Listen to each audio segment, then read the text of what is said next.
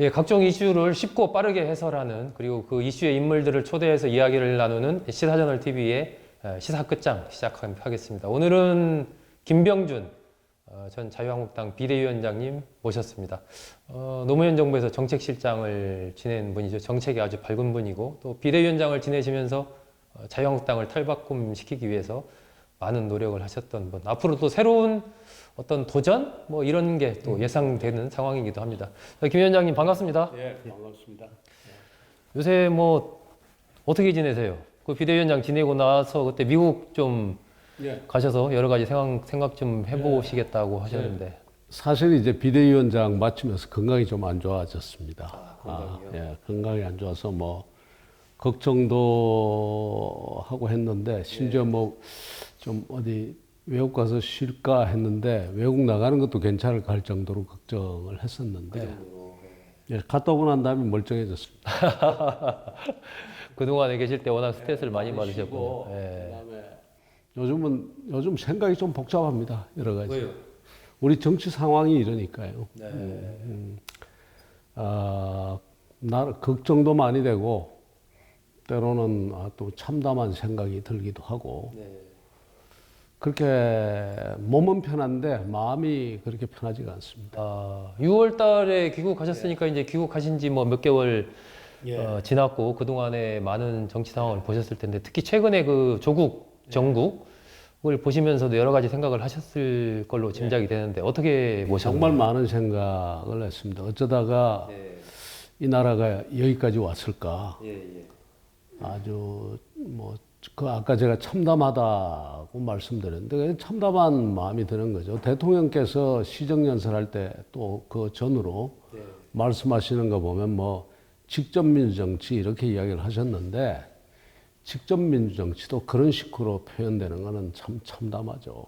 광장에 나와서 광장에, 직접 국민들이 주장하는. 뭐 예를 들어서 작은 모임들을 수거하는 형태로 여러 모임이 있고 또 그다음에 제도적인 틀 속에서 그 직접 민주정치가 이루어지면 참 좋은데 그게 아니었지 않습니까?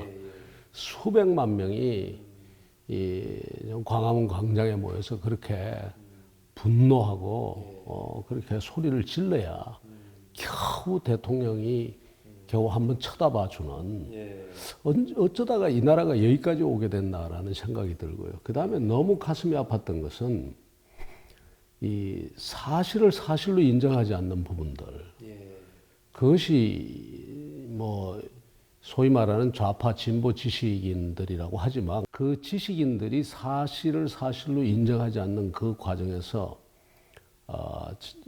솔직히 말씀드리자면 다른 어떤 언론 인터뷰에서도 이야기를 했습니다만 그 일종의 전체주의로의 그 흐름을 봤습니다.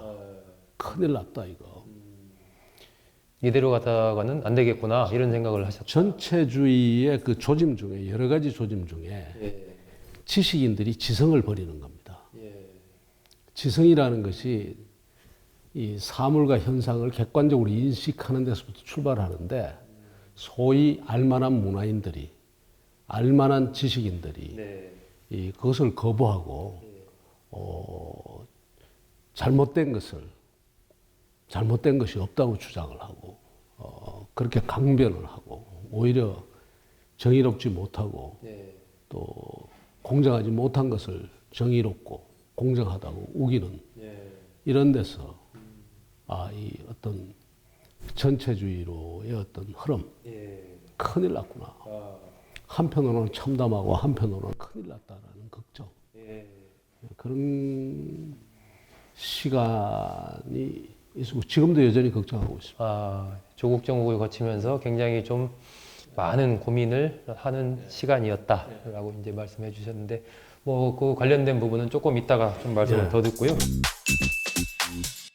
자유한국당 얘기를 한번 좀 몇 가지 여쭤보고 싶은데 자유한국당 비대위원장 지내시면서도 뭐 여러 가지 노력을 하셨는데 황교안 대표 체제가 등장해서 여러 가지 뭐 장점도 있고 또 이러저러한 비판도 있고 뭐 쭉 그래 왔는데 전체적으로 황교안 대표의 행보라고 할까요? 뭐 이런 부분을 김 위원장님 어떻게 평가를 하고 여러 가지 당이 지금 뭐 저도 경험을 했습니다만 대단히 당을 이끌어가기가 정말 어려울 것이다. 일종의 동병상련으로서 이제 그런 생각을 합니다. 내가 겪었던 어려움들을 다 겪고 계실 거다. 그러니까 이제 그러나 밖에서도 보면 이제 항상 불안하고 혹시 또 오늘 또 무슨 실수를 할까, 또 어떤 일이 튀어나올까, 뭐 걱정을 하죠. 지지율도 잘 오르지 않고. 특히 제가 걱정하는 거는 60%가 넘는 그 비호감도의 벽을 뚫지 못하고 있는 것 같아서 굉장히 아쉽고 좀 답답해하고 있는 그런 상황입니다. 아쉽고 답답하다. 그 황교안 대표가 이제 첫 번째 영입 인사를 발표하면서 그 뭐 박찬주 전 대장이라든지 윤주경 전 독립기념관장 등 이렇게 영입을 하는 것으로 그렇게 돼 있는데 거기에 대해서도 이제 평가가 뭐 여러 평가들이 나오더라고요. 뭐 적절한 인사를 영입했다는 평가도 있지만 이게 너무 어떤 새로운 좀 확장을 하거나 새로운 모습을 보이는 데는 좀 문제가 많은 거 아니냐 평가가 엇갈리던데. 당이 처한 이제 그 어떤 한계, 앞서 말씀드린 비호감도라든가 이런 부분에 그런 한계가 반영될 수밖에 없을 겁니다. 그래서 정말 대한민국 국민이 모두 다 눈을 번쩍 뜰 수 있는 그런 정도의 이제 인물들이면 참 좋겠는데 이게 쉽지가 않습니다, 사실은. 그래서 여러 가지 차원에서 이제 그런 이제 걱정들이 있는데 뭐 만족스럽지 못한 부분이 틀림없이 있겠죠. 있겠지만 앞으로 좀 더 나아지지 않겠습니까? 결국은 그 비호감도의 벽을 우리가 부숴야지 좋은 분들이 많이 들어온다고 저는 생각을 합니다. 어떻게 하면 그 비호감도의 벽을 좀 부술 수 있다고 보시나요? 결국은 이제 저는 늘 이제 장기적인 안목에서 이야기할 때는 깃발이 선명해야 된다. 말하자면 어디로 저 당이 도대체 어디를 향하는지 그 가치나 원칙 같은 것이 분명해야 된다라고 생각하고 이제 제가 비대위에 있을 때는 주로 이제 그런 것을 강조를 했습니다. 그러나 지금 이제 선거가 앞에 있고 이럴 때는 결국은 저는 앞으로 인적 쇄신이 이제 굉장히 중요하다고 봅니다. 그래서 오히려 그 어떤 인적 쇄신의 기본적인 원칙과 방향 이런 것을 미리 내놓기는 쉽지가 않겠지만 그런 것이 분명해지고 그 실행 의지가 굉장히 확고할 때 오히려 좋은 인사들, 더 좋은 인사들이 영입될 수 있지 않을까 그렇게 생각합니다. 결국 이제 그렇게 돼야지만 말하자면 비호감도의 벽이 깨지면서 좋은 인사들을 더 좋은 인사들을 이제 더 많이 영입하는 영입하게 되고 당의 지지율이나 그 어떤 비호감의 벽을 뚫고 나아갈 수 있다. 저는 제 생각은 그렇습니다. 물론 이제 쉽지 않은 이야기입니다만 현실적으로. 현실적으로 봤을 때 어쨌든 뭐 민주당은 뭐 불출마 선언한 초선들도 나오고. 여당은 이제 원래 여당이라는 게 그렇습니다. 지난번 친박 공천, 박근혜 대통령 시절에 친박 공천 같은 건 좀 저는 문제가 있었다고 보는데 그러지 않고 보통 여당들이 그 공천하거나 인적 쇄신할 때는 굉장히 유리한 고지에 있습니다. 우선 첫 번째로 자원을 가지고 있습니다. 그러니까 뭐 여러 가지 이제 자리도 나눠줄 게 많은 거죠. 국영겹체 뭐 떨어져도 당신은 국영겹체 보장을 하겠다라든가 아니면 떨어져도 내각에 어떤 포진시켜 주겠다라든가 그런 것도 있을 뿐만 아니라 또 정보도 가지고 있습니다.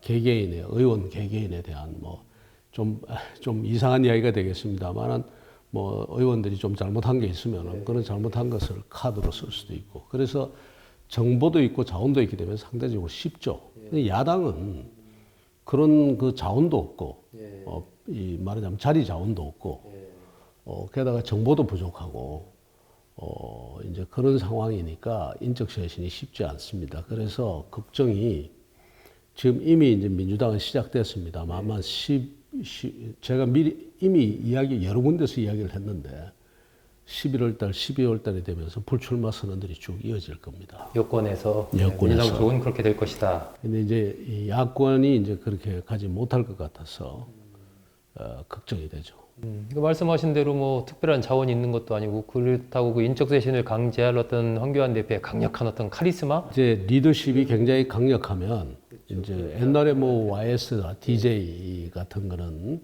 JP나 그 어떤 절대적인 지지 기반을 가지고 어떻게 할 수 있으면 하지만 그것도 지금 아니지 않습니까? 그래서 대단히 어려운 상황에 있다라고 봅니다.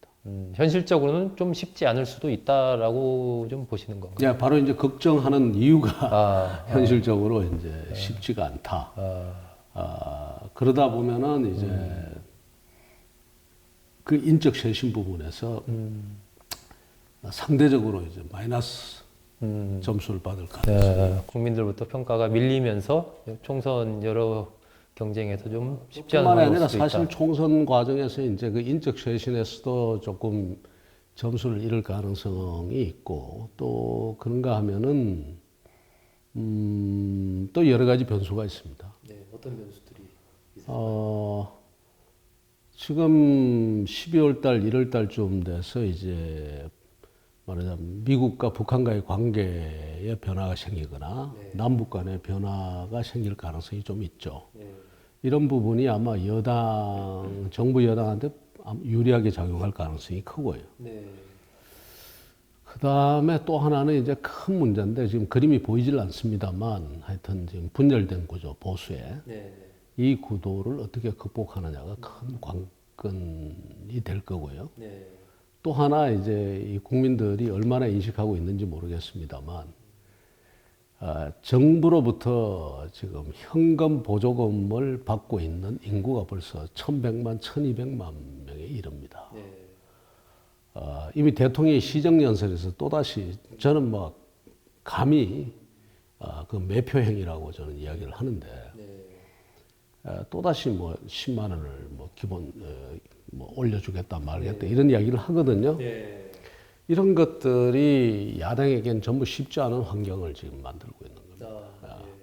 실질적으로 그 마지막에 말씀드린 거는 보조금 문제만 하더라도 저는 상당 부분 정부 여당의 매표 행위가 저는 성공했다고 봅니다. 어느 정도 효과를 볼 수 있다. 그래서 밖에 나오면은 대외적으로는 막 문재인 정부 비판하고 이 정부 심판해야 한다 하시는 분들 중에서도 행여 이 말하자면 문재인 정부가 약세에 놓이게 되면 이런 그 보조금이 줄어들거나 그렇지 않으면은 늘리겠다는 약속을 못 지키지 않느냐 이런 걱정을 하시는 분들이 있죠.